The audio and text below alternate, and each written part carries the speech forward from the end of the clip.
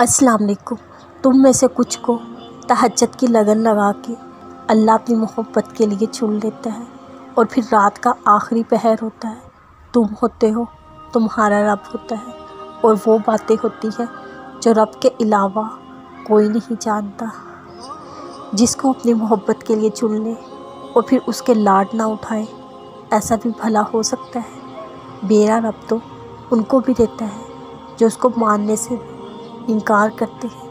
وہ تمہیں کیوں خالی ہاتھ لوٹائے گا جبکہ تم تو اس کے سب سے خاص ہو۔ وقت تو ہر چیز میں درکار ہوتا ہے، پھر وہ چاہے دعاؤں کی قبولیت میں اللہ کو منانے کے لیے ہو یا مجھ سے رونما کرنے کے لیے ہو۔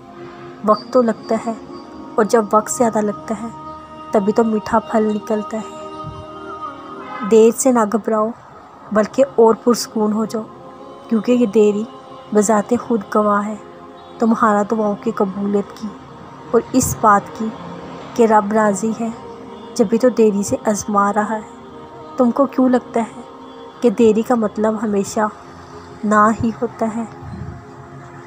جب تک رب کا فیصلہ نہ آ جائے تب تک خود ہی نتیجے نہ نکالا کرو، بلکہ دل سے سب اللہ کے سپرد کر کے پرسکون ہو جایا کرو، کیونکہ وہ رب جو بھی فیصلہ لے گا بہترین لے گا۔ دل جب تک بے سکون رہے گا جب تک دل اللہ سے نہیں لگاؤ گے، اور جب اللہ سے دل لگاؤ گے تو خود کو ہمیشہ پرسکون ہی پاؤ گے۔ دل سے کہو بس تھوڑا اور صبر کر لے، اجر بس ملنے والا ہے۔ سنو یوں ہی بے وجہ تھوڑی تم بے بس ہوئے ہو، کچھ تو اللہ نے بھی تمہیں خوش کر دینے کی ترکیب سوچ رکھی ہے۔ یوں ہی تہجد تک پہنچ کے تمہارا اللہ کو منانا بے وجہ تو نہیں، کچھ تو اللہ بھی تمہیں اشارہ دے رہا ہے۔ تمہاری دعاؤں پہ کن کہنے کا ارادہ وہ کر چکا ہے۔